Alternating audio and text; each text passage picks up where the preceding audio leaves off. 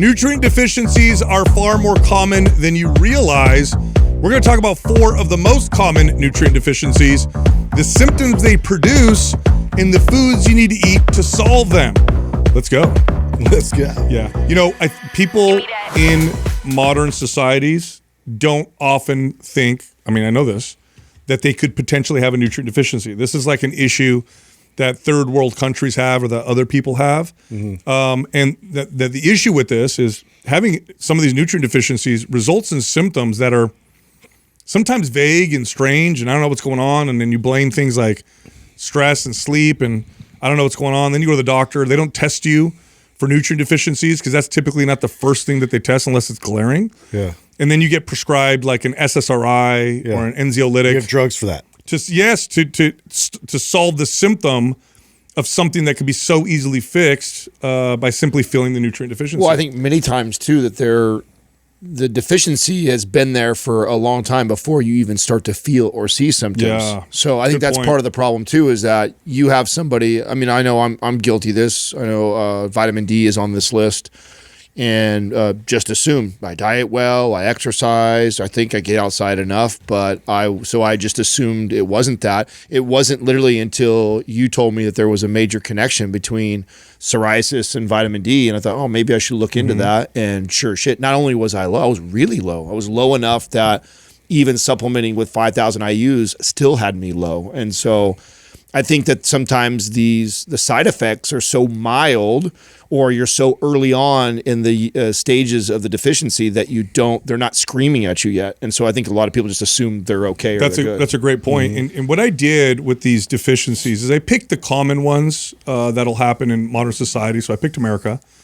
But I also tried to break it up into groups of people, because some nutrients are far more deficient in some groups versus others. For example, if you're older versus younger, vice versa, men, women, and even between different racial groups, nutrient deficiencies can vary dramatically. For example, you just brought up vitamin D. We'll get to vitamin D. That's one of the most common deficiencies in modern societies. Generally speaking, okay, 40% of people are deficient in vitamin D. Now, I want to be clear too, by the way, when you look at a lab range of what your vitamin D levels should be, deficient means you're below that range.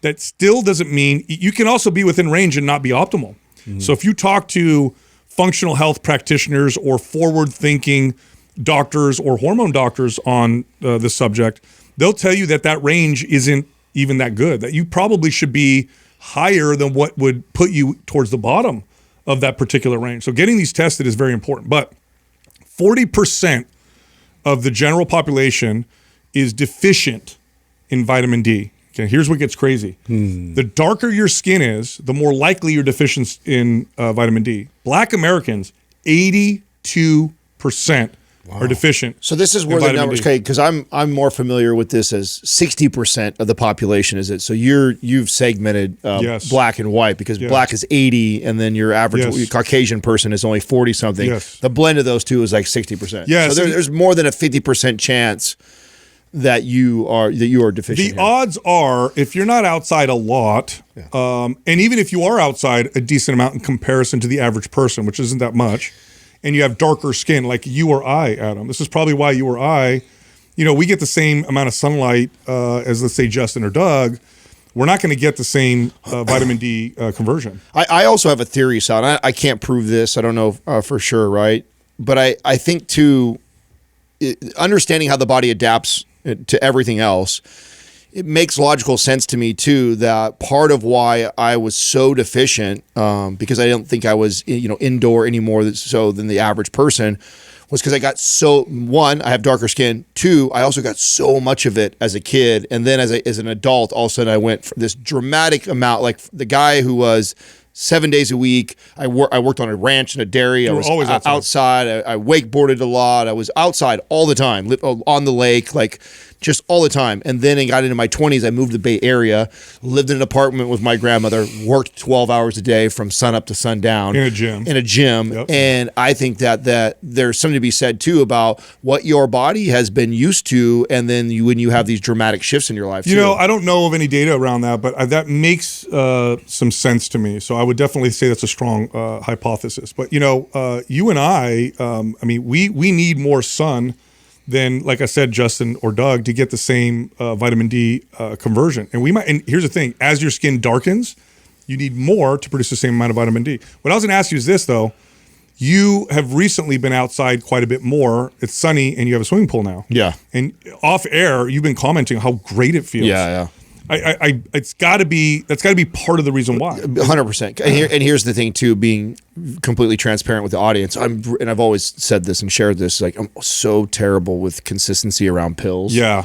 So I honestly, I don't consistently take my vitamin D. It's one of those things I always go like, damn it, I forgot. I'm always trying to remind myself. Going outside too in your bathing suit, like most skin exposure, in like 30 minutes, how much vitamin D you produce, it's ridiculous. Well, and so that's kind of like, I'm finding that is becoming easier and better. And I feel better even from that too. Because there's other benefits. Right, because I'm getting other benefits. Yeah. And so that has been really good for me is that, hey, I haven't been very consistent with taking my vitamin D pills, but I've been really consistent with getting out in my backyard around the pool and stuff like that, and I've just felt amazing from it. It's funny too, well, because we were just talking about this the other day. I think it was with Drew, how we've literally been scared out of sun exposure. Yeah, dude. And there's just this fear and pandemonium around like skin cancer and this and that. And meanwhile, we're just like bombarding ourselves with chemicals in our skin, not thinking twice about that, just to block, any kind of UV exposure. It's still a fight at my house. My wife still, like, she's more afraid of him getting sunburnt than I am of the chemicals that we're rubbing on his body. I'm always like, can we just resist to do that? You know what they say, by the way? I looked this up. What they say with the chemical sunscreens, they now say nobody under the age of 6 should use them. And they find that people who use, and there's 2 in particular, one of them starts with an O. Maybe Doug, you can look up the chemical-based sunscreens. I think it's Oxy something. That when people use them, not like a lot, like relatively regularly, like once a week or something like that, the levels that they find in people's bodies far exceeds what the FDA even considers safe. Yeah. Wow. Just from using oxybenzone. Sorry? Oxybenzone. Yeah. And they're hormone disrupting. This is why they say don't give them to kids. This is why they say you're pregnant, probably don't put it on as well. They have hormone disrupting effects. I think lots of sunburns and damage is bad for you. Yeah. But that's why you slowly titrate it. You titrate it, right? Yeah. But not getting sun is terrible. Way for more you detrimental as well. Absolutely. Yeah. So, and here's what's interesting about vitamin D deficiency. A lot of the symptoms are things like fatigue, depression, anxiety. Then it can get really crazy, like weakness, pain. This was my dad. I've told this story before.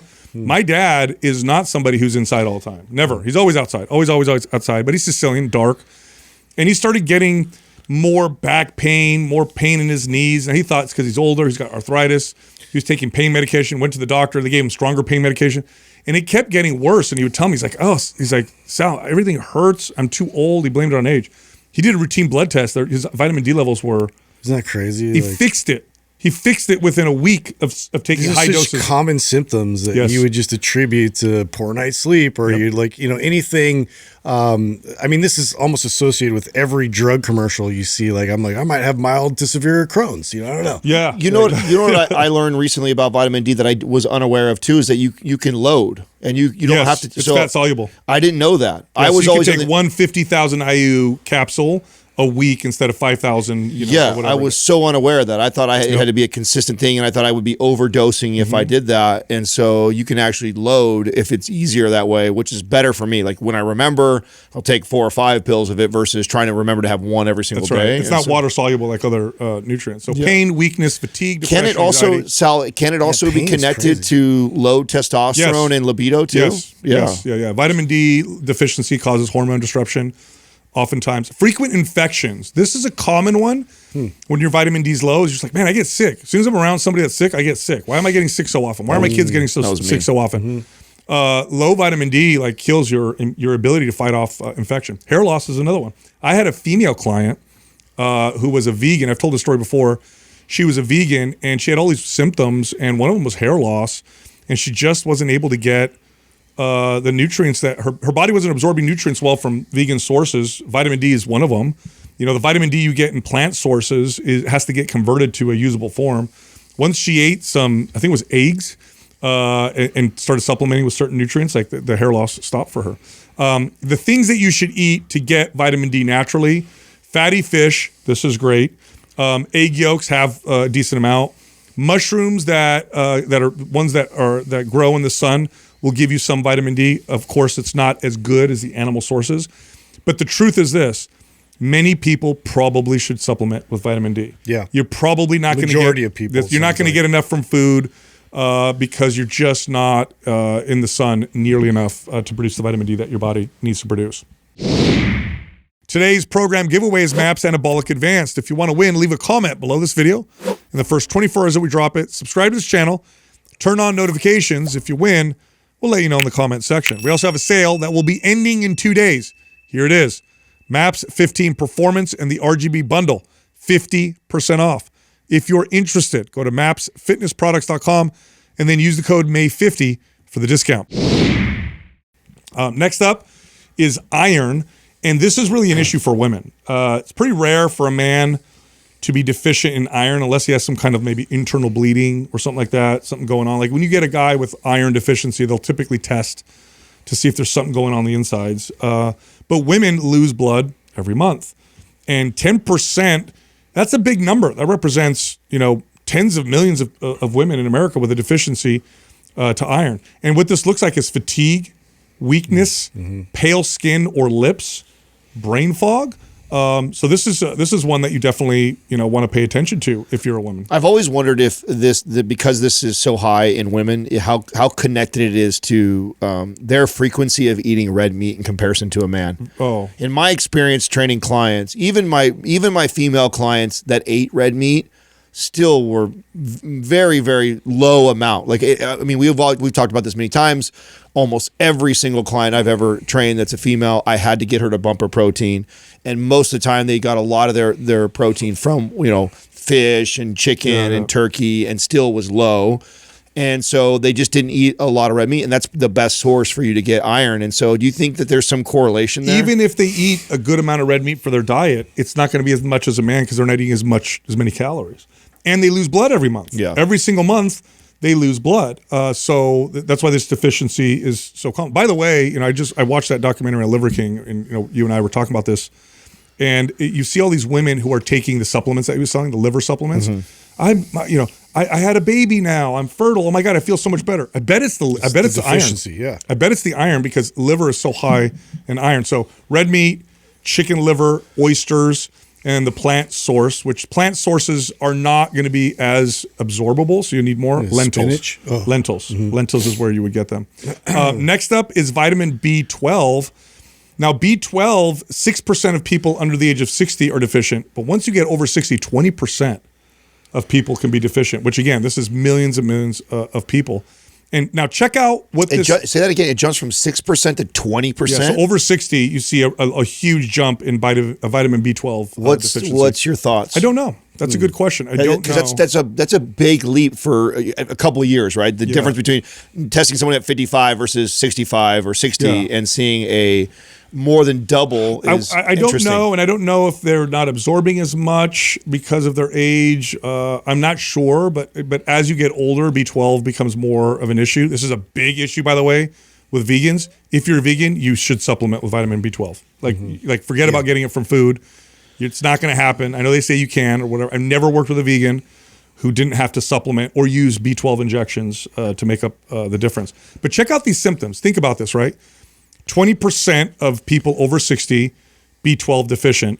Here's the symptoms. And you guys tell me if this doesn't sound like people saying I'm just getting older. Fatigue, neuralgia, so nerve pain, tingling or numbness, and memory loss. You could be 70 experiencing some of this stuff and be like, I'm just getting older, when in fact it might just be you need more B12. Check out what Doug just pulled up. Yeah, decreased stomach acid production in the aging process, which impacts the body's ability to absorb the vitamin. There you go. That would be it right there. Yeah, people over 60, like B12 shots. If you're not deficient in B12 and you get a B12 shot, you're not going to feel anything. If you're deficient in B12 and you get a B12 shot, life changer. I had clients. I've had vegan clients where I just put them on the pill and all of a sudden they're like, oh my God. Yeah, they think it's like miraculous. It's like, that's not that way for everybody. Yeah. That's just you. I had some clients in this age group that would go and get a B12 shot and they're like, it feels like you just took 10 years off my life. Yeah. Because again, the symptoms, fatigue, well, maybe you're getting older. Neuralgia, nerve pain, tingling is very common in people as they're older. Like, oh, my sciatica, or my hands go numb when I'm sleeping, or whatever. And then memory loss, all reversible just by feeling this nutrient. Next up would be calcium.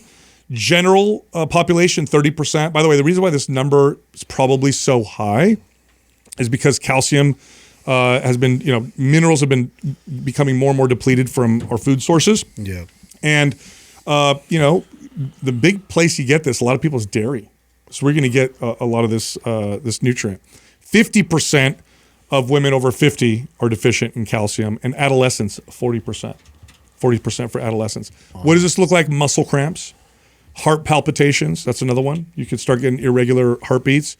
And then weak bones. We know this, of course. Weak bones. So why the bell curve? Why the high with the adolescents, then it slows down, then it peaks again? What's the thought? I think adolescents, because they're growing so much, they require more calcium. Okay, that makes sense. I think with women, it has to do with their hormones. I do believe that their hormones play a role in how they can use and absorb the calcium. I will say this: if you are taking calcium to strengthen your bones, they will get only as strong as the deficiency being solved provides, but they won't get any stronger unless you give your bones a reason to get stronger.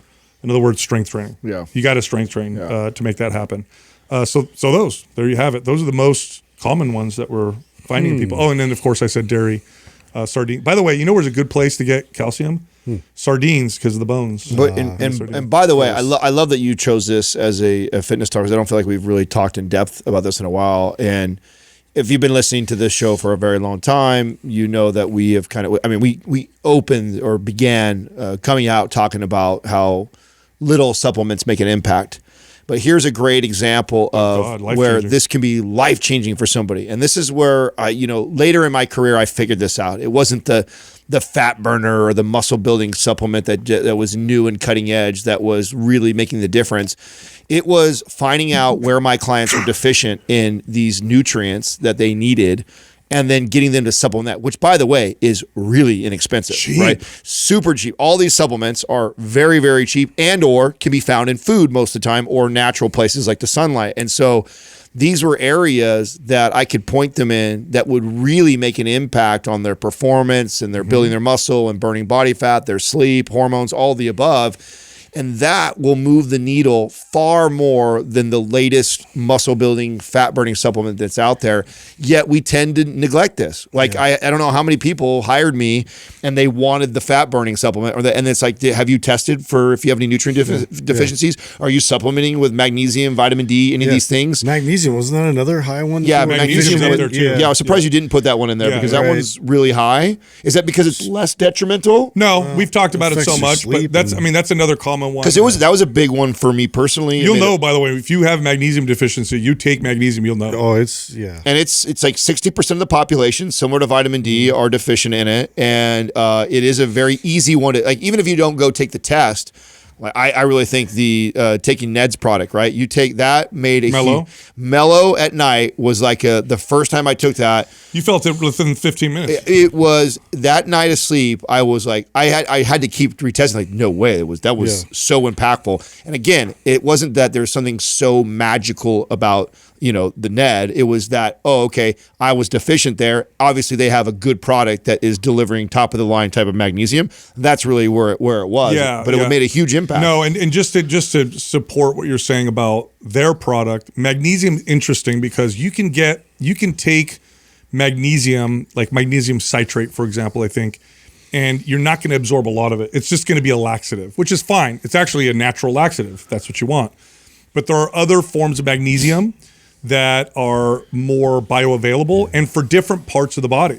So there are forms of magnesium that will be utilized by the brain more and other parts of the blood-brain barrier. So what Ned did with Mellow is they included different forms of magnesium, all magnesium, but different forms that have been shown to have different efficacies for different parts of the body. So that's why their product. And again, it's a real, if you don't, it's probably an equal investment to go get your blood work or a panel done, or just go try testing it one time. And you will. If you're deficient, you will. I would assume more of the minerals would be the most elusive, because if say you're not getting that in our soil, like how are you going to compensate? Have you guys seen that? You guys have seen that, right? Where they're comparing like like a tomato today versus 30 years ago. Way different. Yeah, the soil is depleted because we replace what is required in the soil to grow the plants, but not what we've taken need out of topsoil. We need the enriched, like mineral dense soil. What we've done is we've actually we've bred fruits and vegetables to be higher in energy,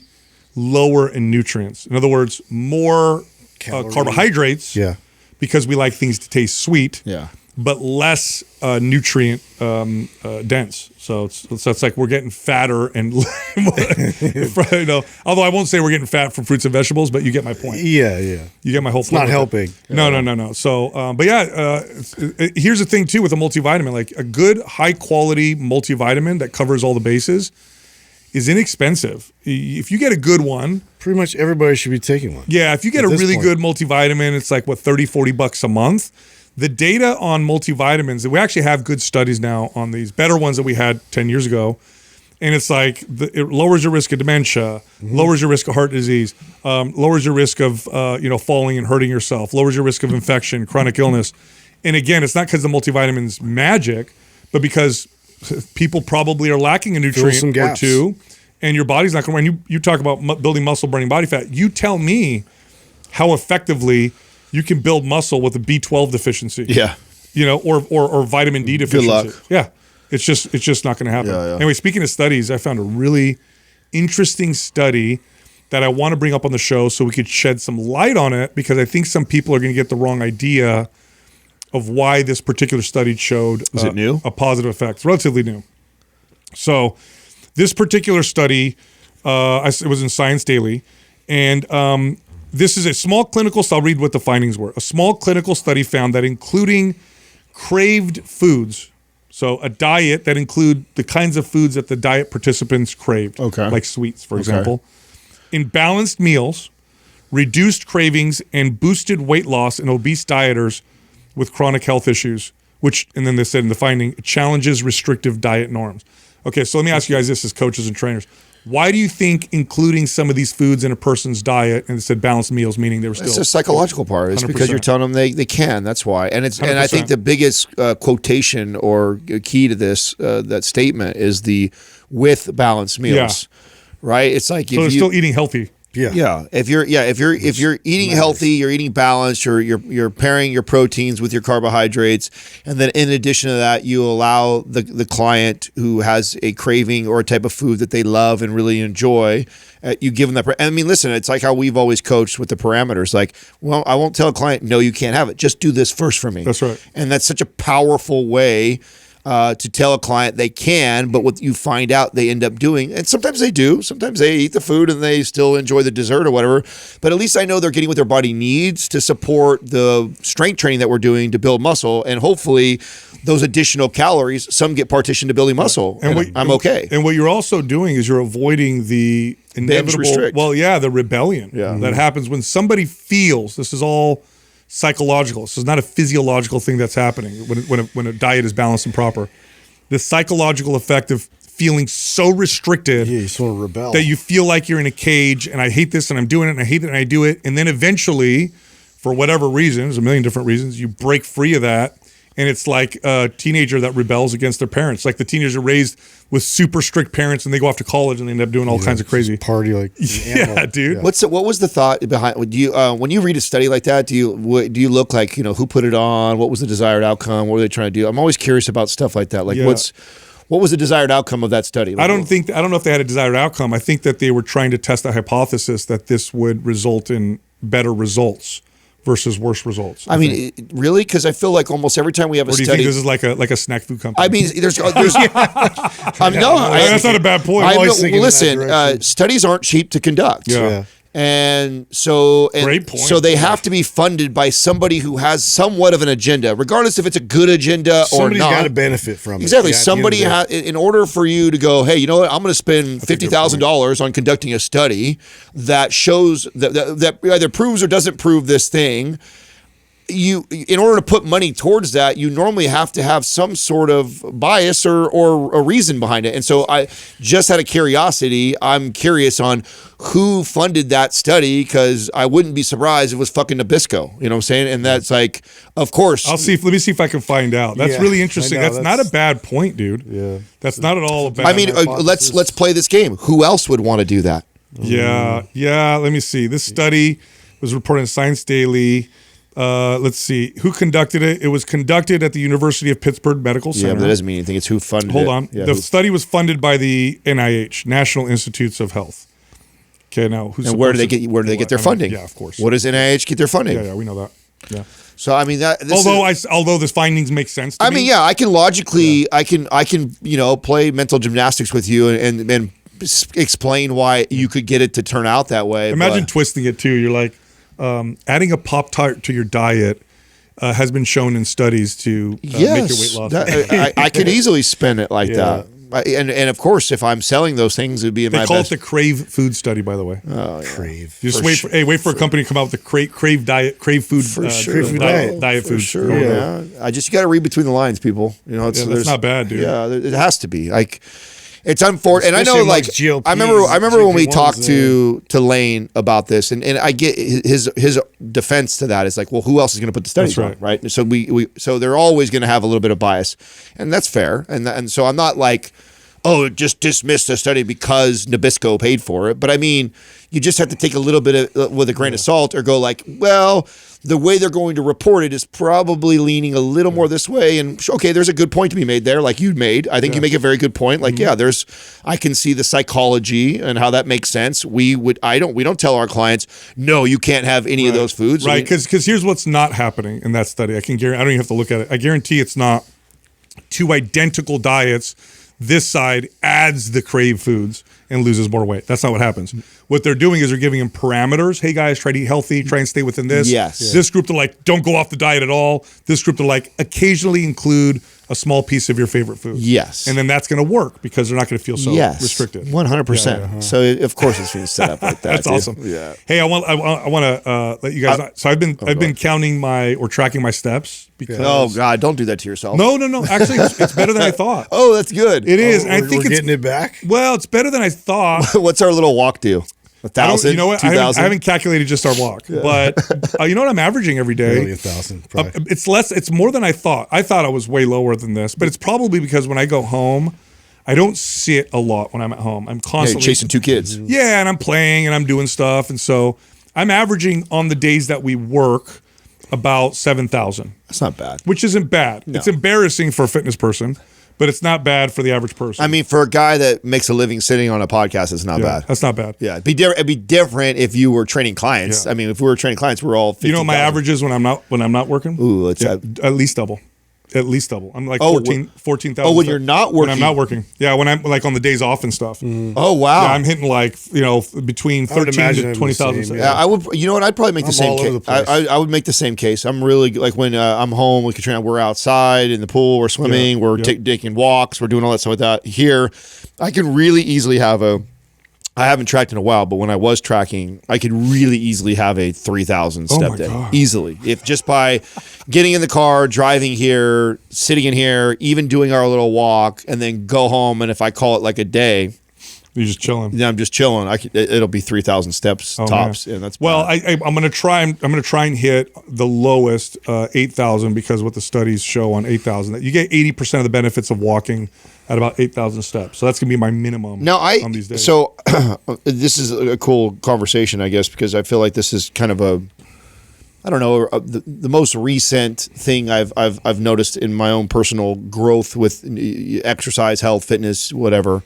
Is that as I've gotten older, I've really honed in on without even my tracker. No, I just know because I've tracked so much. Out of all of us, I'm sure I've tracked the most when it comes to activity and steps and all that shit. Yeah, easy. So I'm pretty like aware of like, oh yeah, that's probably a 3,000 step day, and oh that was a really good day.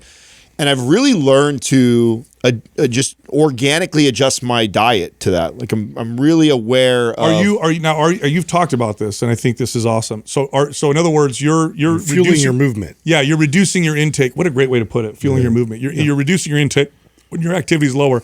But are you trying to stay consistent with protein? No.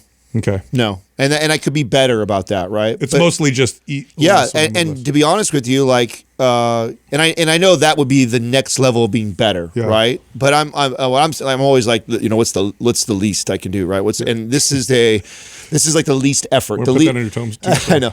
Well, you know, what I noticed. Say he did the least amount to accomplish the most results. Maximized. Yeah. Well, I mean, it's like what I've noticed is that you know, at the bare minimum, what I'm not doing is putting on body fat in those times of lower activity. I'm definitely not building muscle. I might even be losing a little bit. But I've even noticed, like, and I don't know if this is attributed to age and years under the iron, or I've just matured in fitness, is because when I was a kid, or younger, I should say, in my 20s, and I didn't work out for a week or two, and I didn't hit my protein, I didn't eat like that, I was certain muscle was falling off of me, like by the day. I don't feel like that anymore. I feel like I've got a decent base that I put on. I'm nowhere near where I could be, and I know, but I feel like the thing that will get me now as I've aged is if I overeat and under move, I can put on body fat quick. I firmly believe, and I've seen this in clients of mine who are very muscular when they're young and stay consistent and all that stuff.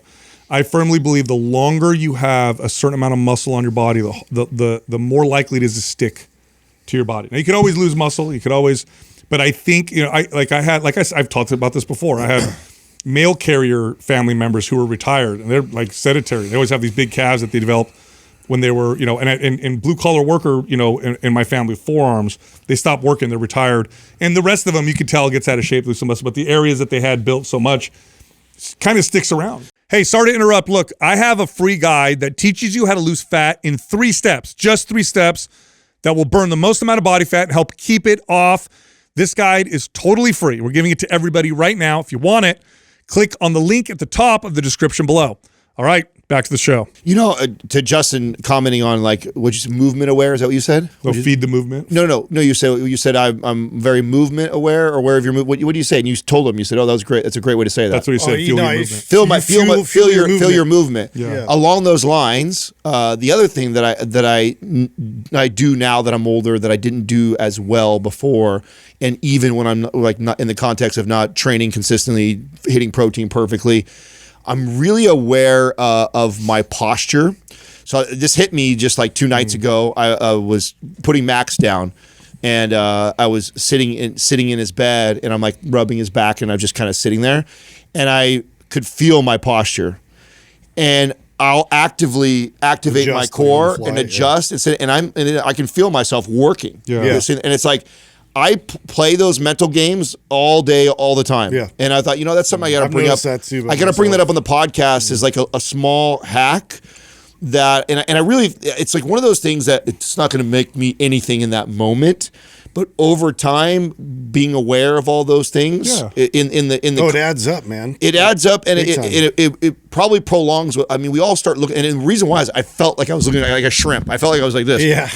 You know, and I'm like rubbing it, and I'm like, literally, I felt my low back, and I went, oh God, you know, and I just acted, and then sat there actively. See, I do that too, but I'm always like, do I look big right now? So I try to make myself look jacked all the time. You know, well, just that external rotation of the shoulders. I just noticed that so much going through the series, and just even one side versus the other. And I'm noticing like my left side, I'm like always having to actively, consciously pull back, and if I don't like consciously do that, it just gits excessive, and then and I feel the pain of it, and it's like, fuck. Well, we've all had clients like that where I had a lot of elderly clients, and your body starts to shape. Yes. Yeah. And it gets, some of it becomes permanent. You know, I mean, I had my it's such a slow drip too, and you know, it accelerates in that state because you keep adding on to it. You know that you don't see this as maybe you still do, but you know, it's like an old, you know, I guess meme you might want to consider it, like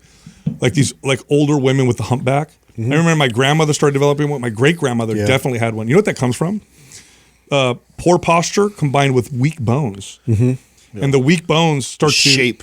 They start to fracture and shape into this position that you can't even fix Yeah. even with strength And training. what that is get a too, little neck fat they back didn't here, wake it's up awful. one day and look at No. that. That is years and years and years of that poor posture, Mm-hmm. lack of exercise, lack of core strengthening. And so that's kind of like, and now that I'm at this age, I think about that so much more than I probably did in my 20s. Mm-hmm. And I have moments all day long where I catch that. And it's like, I don't know if I've ever brought that up on the podcast or not.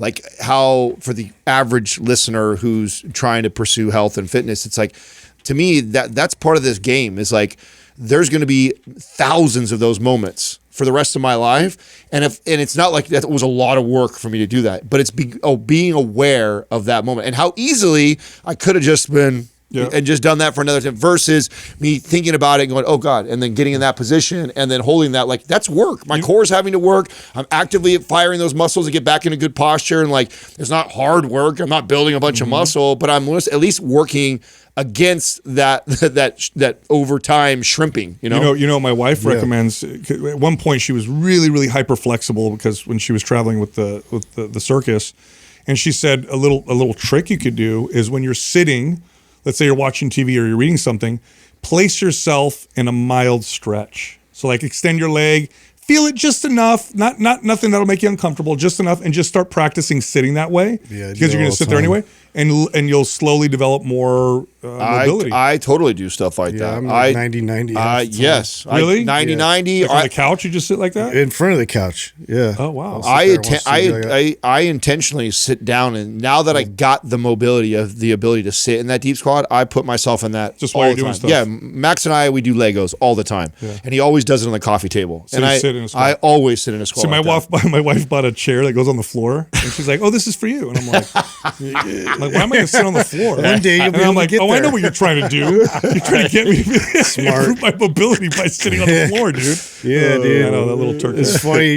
Yesterday, so we were doing our we were meeting with our staff, and, Yeah. we were doing, and you're doing the sales training, and I was doing a little bit of like core activation training, and it was funny because like I'm going through and kind of showing them, techniques to do with their clients and whatnot, and I couldn't help but remember that that Brokeback Bodybuilder movie that Michael Hearn's in. Oh, bro. So because I'm like feel my abs. I was doing that with Cole, and Kyle called me out on these like feel. Oh, because you're trying to my core God. activation. Bro, I'm so Thank you for making me watch that movie. By the way, I'm Adam. so glad you brought that. I know I made all of this is me calling you out, Mike.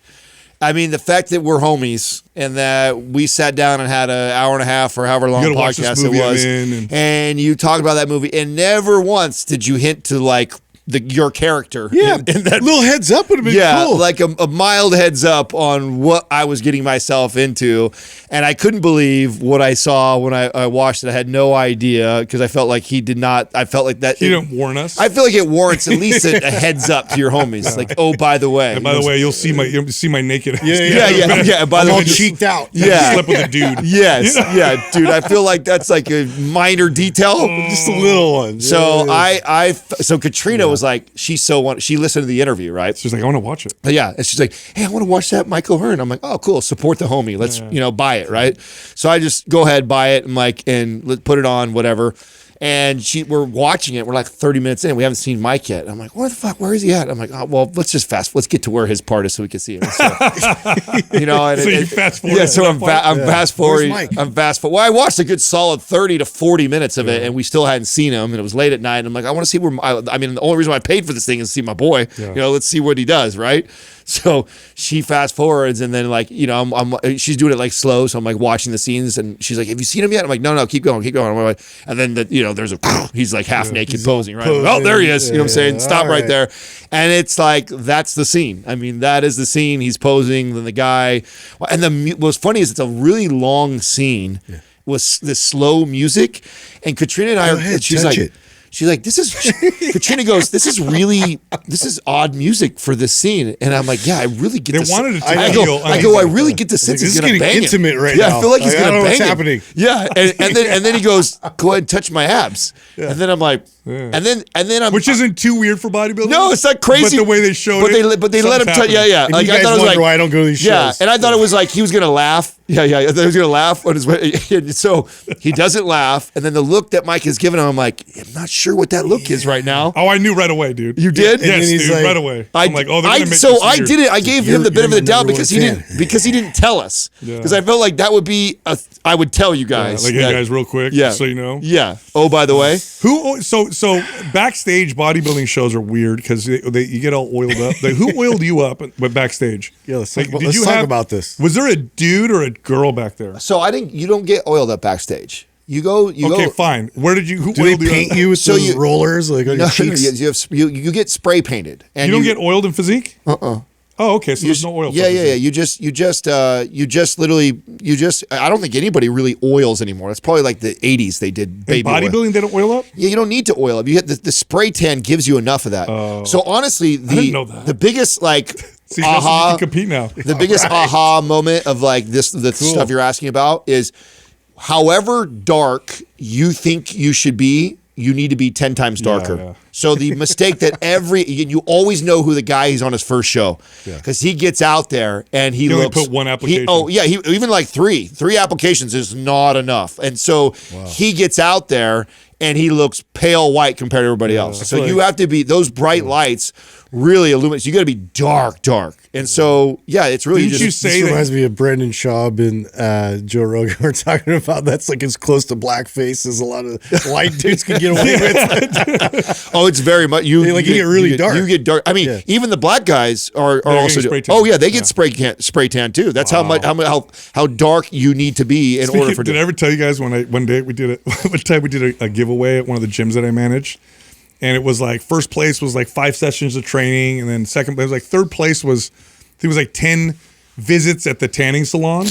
And so we're giving away the awards, and I'm doing this in front of the whole you gym. gave it to a black guy. Yeah, dude, I'm like, and the winner for the 10, and I call him. I would pay so much money to see your face as he comes walking No, up. he came out. He's like, he said, "I'm not going to use that." And everybody's like, whatever. Oh, man. Give it to somebody. Yeah, dude, speaking of coaching, training, or whatever like that, our group coaching is coming to an end. We're getting ready to roll out the next two. I walked by, I hear Cole talking to one of our clients in there who was so excited. She had lost 6 inches on her waist since she started. Is this from the current group, Yes. the Transform group? 6 Incredible. inches since she's done that group. Wow, that is So we're doing 2 groups this time. We have a fat loss one and a muscle gain one. yeah, and it's filling up already. It's 50 people each. Yep. So by the time this airs, we'll see if it's not there. Maybe we could put you on a wait list for the next one. Looks like there's equal interest on both. There too. is. I was There is, surprised by that. and you're coached by mind pump trainers. This isn't like this is literal, and we pop in. We'll pop in every once in a while, but it's mind pump trainers that are doing the coaching, and they take you through everything: programming, diet, the whole deal. Which is pretty cool. And this is officially the 3rd time we've done this. The first time we experimented with the GLP-1, we had such great feedback from that. They were like, okay, there's something here that we can help people. The second one was this Transform group. It was incredible. We keep hearing incredible results. Like weeks ago, Kyle came in and like the average person had lost 2.5, 3 inches. That was weeks ago. And then you have examples of people losing 6 inches. So that's been incredible. And so this time we're going to do 2 groups. So there's like and it works because everybody's kind of focused on the same thing. So it's a little bit easier to help everybody collect together. So it's almost like you get a taste of this, almost like having personal one-on-one training, but in a group setting, which I actually am finding that I think the accountability from the group, I think the feedback I'm getting is that they're really liking that. So you get this one-on-one attention from the trainer because the trainers are answering everybody's questions and helping everybody, and guidance, nutritionally, all the above. But then you also have this accountability of that we're all doing this together. I don't want to be the person who doesn't do the thing, So It's awesome. Yeah. I gotta apologize to you, Adam. This doesn't happen very often, but I gotta apologize for you. Years ago, I don't know if you remember this, on the podcast, years ago, it's got to be 9 years ago at least. Oh wow, Were you wrong? Where you would say, carbon dating? no, dinosaurs aren't real. No, you said Just chicken bones. you would say on the podcast that the most wisdom you've ever gotten was from reading the Bible. Life wisdom. Yes. Just life wisdom. Facts. And back then I used to make fun of you. This when I'm atheist. And I love making fun of you over it. Well, I'm reading right now the book of Job, so people aren't familiar. It's like one of the oldest written books, and it's a crazy story. It's about this man who is good. He does everything right. And then God lets the devil basically take everything from this guy and make him sick. And the whole time the guy refuses to curse God, and he continues to stay faithful, even though his friends are telling him, his wife is telling him, and he's lost everything. But what's interesting about this is, yes, there's like stuff about, the Christian faith in there that you'll get, but there's wisdom in there about how to be with people while they're suffering. So here's this man, he's lost everything. He lost his kids, he was wealthy, he's got boils all over his body. His friends come to hang out with him, and the way that they're there to support him, but instead what they're doing is they're telling him why he's wrong. No, you probably did something wrong. You probably sinned. You must deserve this or something. And he keeps telling him, no, I did nothing wrong. And they're hammering. And at one point in the book of Job, he tells his friends, you guys are terrible. You're not comforting me at all. You're not helping me. You're not telling me anything I don't know. And it made me think of how the best ways to be with friends. This is whether you're religious or not. The best way to be with friends when they're suffering is not to tell them why they're suffering or what they did wrong, but just to be with them. Yeah. Just to be with them and just to sit with them through their suffering. So now that you have an open mind to that, right? It's so good. I was like, as I was reading this, I was like, oh my God. So they'll add a layer to that, since we've now gone past that right now, that you maybe trust me a little bit with that advice. I would even go on to say this, and I don't know if you ever went on a kick like this. I read a lot of self-help books too. So I was raised on a lot of biblical things as a young 20-year-old. I went down the Tony Robbins angle and a lot of self-help stuff. So I've read Wayne Dyer's, you name it, I've read a lot of it. And I love that stuff, right? I think there's a lot of value to get there. What I realized going through a lot of that later on in my life too is, name me, anybody listening right now, name me your favorite or your most impactful self-help book, and I'll show you that it's derived from stuff that was taught in the Bible. Yeah. And they've put some secular spin on it so that you don't feel like you're being preached to or whatever the thing that keeps people from picking that book up. But I think that even if you're a non-believer, take the esoteric stuff out of it, whatever you want out of it, and read it with an open mind like that, it has the answer to everything you run into. Well, Christians would say all truth is God's truth. I apply this to fitness. So the way we learned how to train clients, that took us years. This took me 10 years to figure out. So this was like I learned the hard way. But the most effective way to train clients was to help them on the journey. But really what I did that was effective was I helped them give themselves grace through the failures. It's grace-based fitness is what I've heard people refer to it as. And that's the entire story of the Bible. So you're pointing up, you're trying to be better, you're trying to be like what God wants, but you're going to fail because that's what happens, but he gives you grace every single time. So 100%. Justin, I read up on Soviet contributions, the Soviet Union's contributions to strength training. Oh yeah, great subject. I did not know so I knew that they did. You guys talk about it all the time. What are you talking about? Yes, we do. But I got it all put together for me. I used Grok to do this. It's an AI tool or whatever. And it pieced a couple things together that were just so glaring. They're the ones that really invented periodization. Oh, yeah. That doesn't surprise me, but I didn't really pinpoint that. You know how everybody was strength training before the Iron Curtain came down and the coaches from the Soviet Union came over and taught everybody? You know what they used to do? They would just train 1 rep maxes and just train hard. That's all they did. Wow. The Soviets were the one that pioneered and understood how to periodize, how to take, we're going to go, I know you feel good, but we're going to go through an easy training block. Yeah. And then we're going to go through a hard. They're also the ones that created cycles of training, mesocycles and microcycles. Like this is your microcycle, this is your mesocycle. Yeah. They were the ones that came up with it. And they were also the first ones to look at the psychological impact of training, which is really crazy. Mesocycle sounds Russian to me. And I mean, it's interesting to me that we use as much as we know about adaptation and evolution, you would think that we would have been wiser than to think to just go as hard as you can, lift like the. I don't know. I mean, it's hard for me to. It doesn't feel intuitive to me that if I want to get better, I'm going to go keep training hard rather than I feel good, I should train hard today. Like no.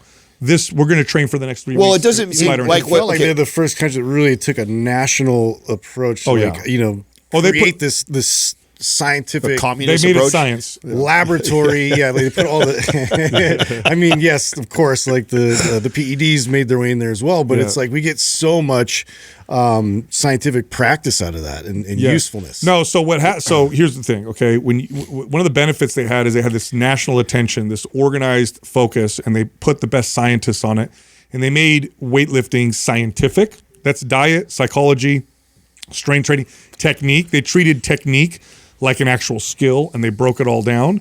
But then what happened, the Iron Curtain came down, is those coaches came over here, and then now you have the benefits of capitalism. You have the benefits that we have. So now the best weightlifters can come from all over the place as a result. Yeah. But they focused their attention. I mean, the Soviets studied herbs and plants like crazy because they didn't care if it was a pharmaceutical that could make them money or not. To them, it was about, like, we want our athletes to show the Does it make superiority. a difference or does it not make a difference? Yeah, dude. Like rhodiola, which is an adaptogen, the Soviets investigated and studied that for their soldiers. They gave it to soldiers because they saw that when they gave it to rats, they could swim farther before drowning. And they're like, oh, our soldiers should use this. Wasn't that? I remember that study was crazy too. The amount that they could swim was dramatic, wasn't it? Yeah. You remember what it was? No, I don't. I think you've shared it on here before. Yeah. I thought it was because they did it with time before they would put them in a bucket, and if without it they would only terrible study. I know, it's like that's the thing about over there. It's like the way we found a lot of this information is pretty fucked up and cruel. Shady. Yeah, dude. But yeah, look that up, Doug. Look up the rat. I believe I The remember rhodiola rat studies? Yes, I remember the first. I'm pretty sure it was you who read it. It might have been. And I remember it wasn't. It was like I can't remember how long the rats could swim for, but the amount of time was like dramatic. Yeah, it was a big difference. Huge difference. Rhodiola is a pretty interesting adaptogenic herb.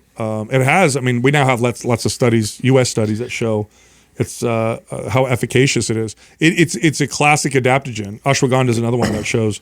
Ashwagandha, I would say, is better for people who are under a lot of stress. Rhodiola, being under a lot of stress with rhodiola might not be as good.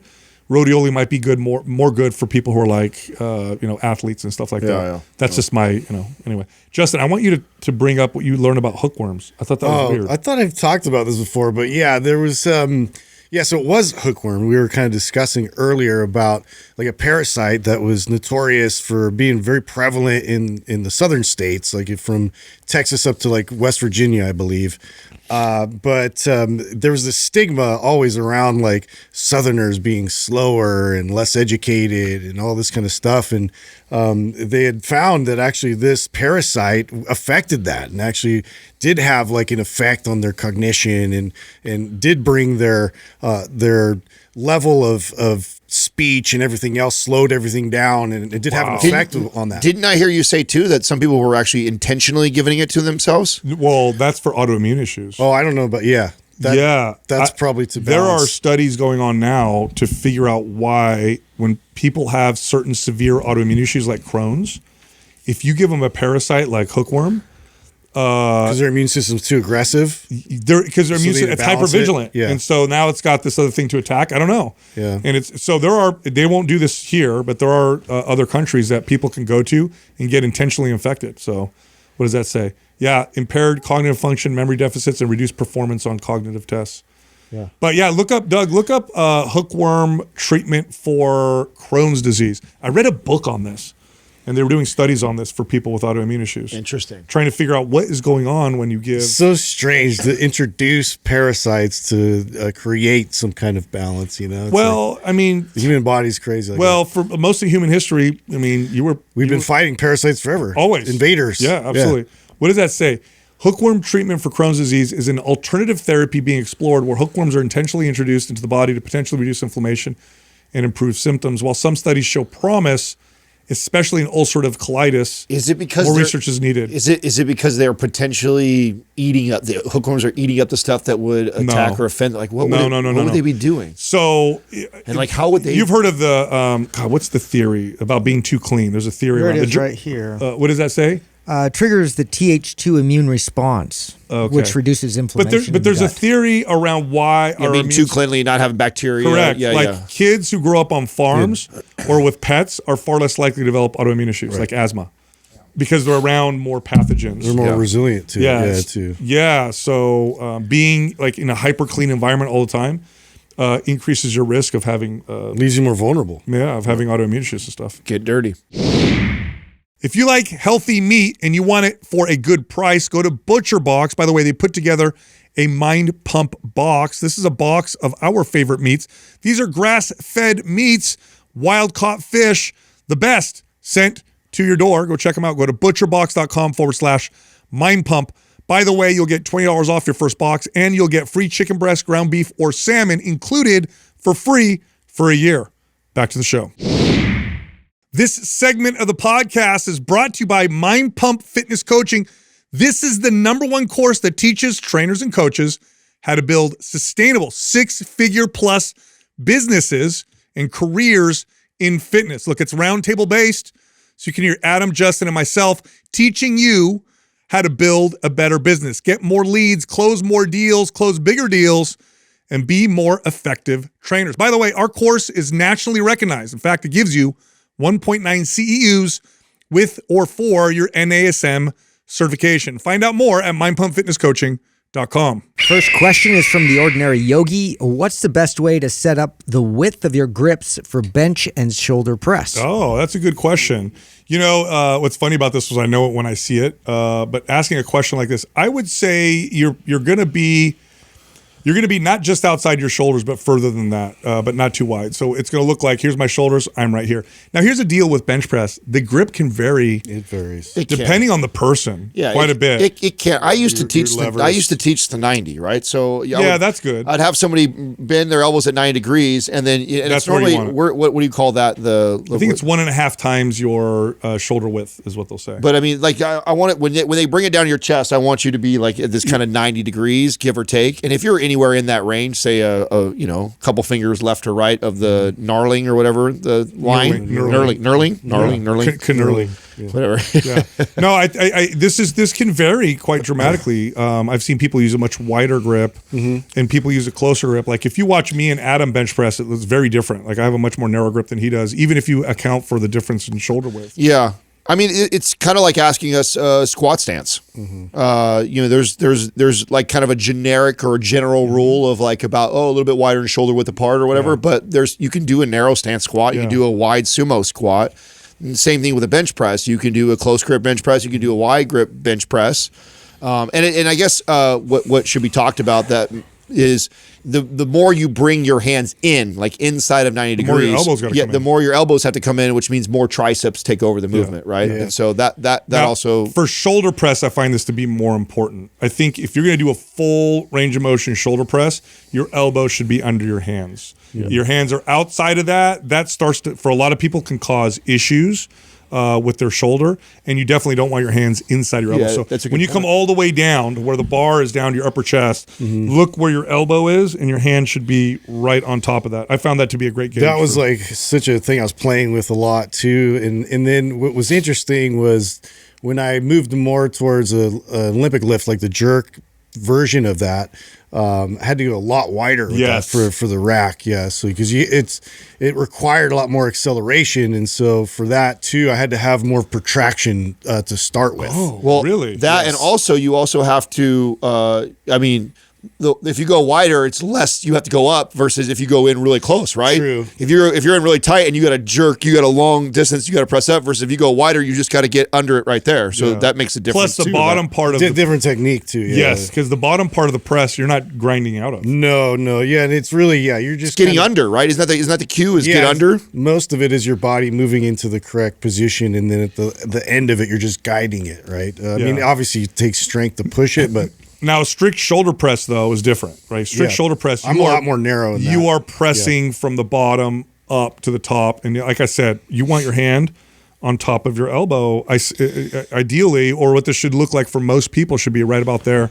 That's going to give you good range of motion. Even then, I would argue it's the best in terms of anatomically like healthy and focused with that is to get, to actually do like the kettlebell version of that where it puts you into external rotation and you're not actually like rigidly getting into this 90 degree like that's not a natural like, position for force. No, the shoulder press that sometimes you'll see with bodybuilders is where they bring the elbows out. Like that's going to limit your range of motion. Try to bring your elbows out and go all the way down. You're asking for problems. Yeah. Next question is from Janaea A. May. What is the best way to detox or cleanse after a weekend of drinking? So let's rephrase this. Say, what's the best way to recover after a weekend of drinking? So there's a couple things that are affected the most by this. One of them is dehydration. So electrolytes are really good and hydration. And the organ that is most affected by alcohol is the liver. So what about sauna? So yeah, so what you would want, well, it depends if you're dehydrated, not a good Well, I idea. mean, I would hydrate first, then sauna. But what you want for your liver is glutathione. Glutathione is Real healthy for the liver. the master antioxidant, and glutathione has some pretty great effects. What's your thought about for like liver enzymes? Okay, so what's your thoughts? Since we all keep glutathione, I know at our houses. What's your thoughts on, like, let's say I was like, because Katrina and I are pretty good about, like, you know, one, doing our Z-biotics before, two, like having like an Advil or two right before bed and drinking a glass of water. Like, should I that night have glutathione, or should I wait till the next day? So ideally, you're taking glutathione leading up to the day you're drinking. Oh. And then afterwards, if it's oral. If you have, like our partners at MP Hormones, they give you injectable glutathione, you just do it that night and you get all of it. Okay. And it's like, I mean, it's a big difference for people who feel, you know. I haven't What's tried that interesting yet. about it is if you are like loaded up on glutathione going into the drinking, it's deceptive because you don't really, if you don't feel the effects of it quite as much. So you can drink a little bit more and not feel that. Is that what happens to you? Yeah. Justin's like, I've It's tested a little this. PSA. Don't get all like courageous. Well, so my wife, she can react really poorly to alcohol, and the combination of Z-Biotic and then the injectable glutathione is miracle for her. If she doesn't, she'll typically wake up in the middle of the night and just feel anxiety. Well, I'm excited. I have never actually tried the glutathione. You know what they send it to people too for just liver enzymes that are a little high because of medication. Now, would I if I'm doing orally, not the injectable, if I was doing orally the packets, 2? Yeah, I would go it's liposomal because that's the one that's absorbed because you need a fat. Yeah. But I would take it like 2 days up to 2 days in the day of and the day after is what I would do to try and get glutathione levels up. Okay. Yeah. Takes a little bit more planning. Okay. Next question is from Arky Drums. Is it best to run a small deficit when running MAPS Symmetry? So here's the deal with all of our programs. All of our programs are designed to induce adaptations like strength, muscle gain, and endurance. Those adaptations are always going to be, you're going to be more effective at achieving those adaptations in a calorie surplus. Calorie deficit reduces your ability to adapt. So when do you do a calorie deficit? When you want to get leaner. So which program is okay to run a deficit? Any of them, if you want to get leaner, like any of them. Yeah. So you got to ask yourself what's the main goal running MAPS Symmetry? Is it to build stability and symmetry between my right and left side and strength? Then you want maintenance surplus. Maintenance or a surplus. Yeah. If it's like I want to get leaner and try not to lose muscle, then a deficit is perfectly fine. But that's true for all the programs. Yeah. Next question is from Dane Allen Hunley. When I squat heavy, my right leg, IT band, becomes constantly sore and stiff. Is this a form issue or mobility? What can I do to fix this? Stability issue. Stability, It is there's a weakness somewhere. Hip stability, and what's happening a lot of times is the femur is internally rotating. Trying to twist. Yep, is slightly internally rotating, and then that's tightening up that IT band, and then you get those knots. And this is like close to home for me. Yep. And what eliminated that was really focusing on my 90-90s and getting good hip mobility, stability, and strength. And it's completely gone away. Yeah, but it was like I was so bad. So for this, and I'm sure this person, if this is them, they relate to this. I would like drive if I had like a squat day the day before, and then the next day I had like a long drive, or I had to drive for like an hour. Yeah. I would have to pull over 20 minutes in because it would feel like someone is taking a knife and just sticking it. Keeping it shortened right after that all day long was always worse. I remember, when we get on like a plane and you're stuck and locked up, that position was horrible. Oh man, it was brutal. But I tell you what, when I really went hardcore into mobility and working on my 90-90s and got really good at that, that went away. Yeah, when I used to train, this would happen. This happens to runners too sometimes. Iliotibial band syndrome, or IT band syndrome, is common in runners. And with them, this is before I even had as much knowledge, not even close to as much knowledge I have on mobility. An easy fix for them was just any kind of lateral hip strengthening. Leg swings, tube walks, even an abductor machine. So it's that lateral stability and strengthening makes a big difference. And then for strength training, ankle mobility sometimes can solve this because, like you said, that rotating, that torsion. What it is like your femur might not even be twisting, but the torsion is there. The twisting is there.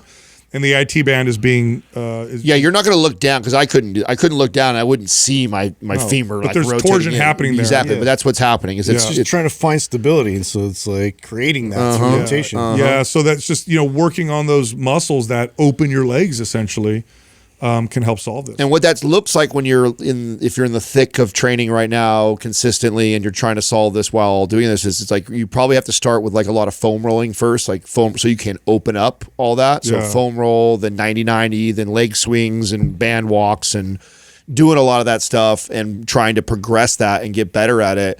And it'll eventually here's an example. Gotta work on it. If you're a client of mine, I would move you over to like a program like MAPS Symmetry, and then we would be very mobility focused to try and address that for like a few months. Yeah, for a few months. So instead of you continuing heavy squatting and still and then just foam rolling, because that's a Band-Aid version answer to this, right? You could just foam roll like crazy before and do a little bit of these exercises and then keep squatting heavy, and you're going to keep seeing this. A lot of times that unilateral focus will really highlight those instabilities. And it'll exaggerate so you really can exactly. see it. So that's, if you're a client of mine, we would move over to MAPS Symmetry. You would take the advice that all the guys just gave on the 90-90s, on the leg swings, on the band, all that stuff. Like that's the move. And then after, honestly, if you really do that diligently and you go all the way through MAPS Symmetry, I would make the argument you probably would be fine after that. All right, I know you liked that episode. If you did, check this one out. Shredded, ripped, defined, single-digit body fat. Yes. You want to get there? Let's talk about it. Difficult. And is it worth it? That's a follow-up question. Yeah, to that. first off, we got to say that, okay, so single-digit body fat, obviously, body fat percentages that can be represented by one digit, like 3%, 5%, 6%, 9%.